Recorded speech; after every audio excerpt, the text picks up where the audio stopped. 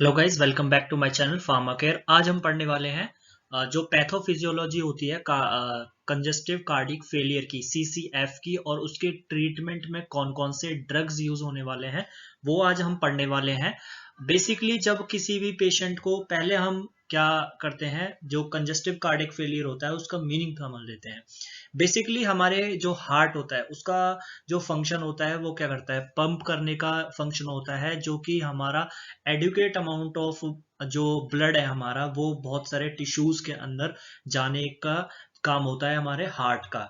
जो अगर किसी भी पेशेंट को कंजस्टिव कार्डिक फेलियर हो गया तो उसके अंदर क्या कंडीशन आती है, उसके अंदर आती है कि जो इनएडिक्वेट और इनसफिशिएंट कॉन्ट्रैक्शन होती है हार्ट की, जिसकी वजह से जो हमारा कार्डिक आउटपुट होता है, हमारा जितना काम करना चाहिए हार्ट को उतना नहीं कर पाता, और ब्लड टिश्यूज में एडिक्वेट अमाउंट में, एफिशिएंट अमाउंट में नहीं पहुंच पाता।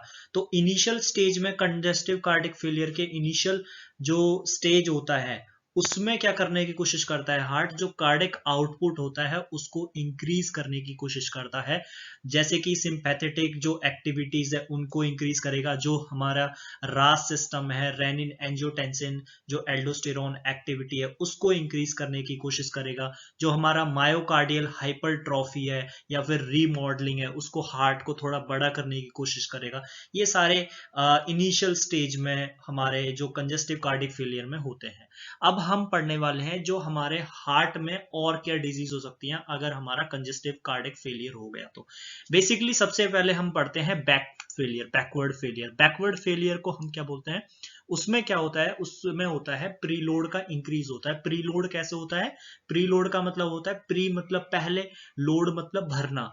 ठीक है, जो पहले ब्लड, जो हार्ट के अंदर पहले जो ब्लड भर रहा है सबसे पहले किस में आता है, वेंट्रिकल्स में। वेंट्रिकल्स में जो प्री लोड होता है वो बढ़ने लग जाएगा, ब्लड का वॉल्यूम जो है वो बढ़ने लग जाएगा डायस्टोल के बाद।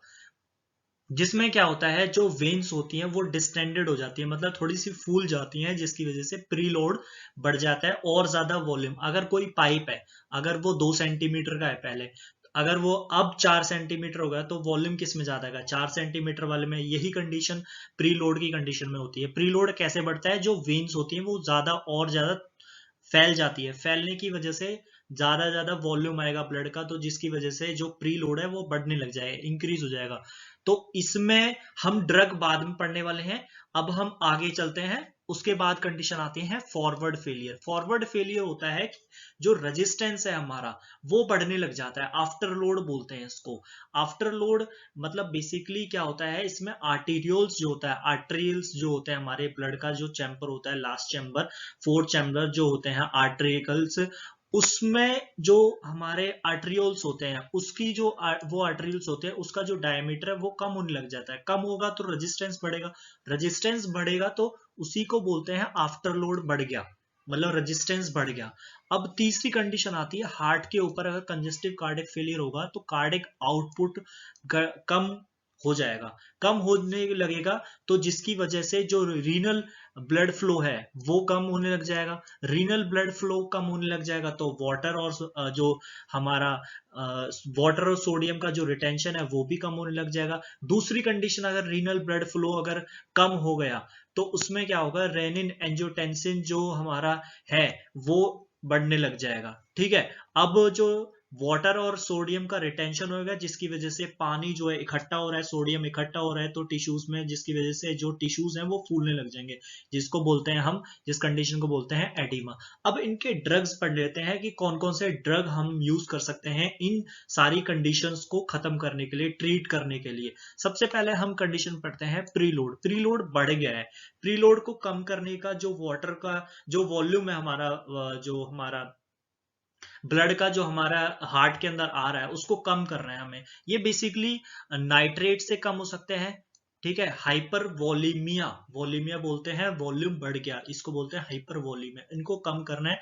हाइपर वॉलीमिया को नॉर्मल वॉलीमिया में लाना है, तो इसके लिए जो ड्रग यूज होते हैं वो होते हैं nitrates, ACE inhibitors. ACE inhibitors में कौन कौन से आते हैं, एसीई इनहिबिटर्स में प्रिल वाले आते हैं, मैंने आपको पहले बता रखा है। प्रिल वाले जो होते हैं कैप्टोप्रिल, एनालाप्रिल, लेंजिनोप्रिल, रेमिप्रिल, फॉसिनोप्रिल, बेंजीप्रिल, ये सारे प्रिल वाले जो होते हैं वो एसीई इनहिबिटर्स में आते हैं। उसके बाद आता है हमारा एआरबीज। जो एआरबीज होता है वो प्रीलोड को कम करेंगे। एआरबीज में कौन से आते हैं?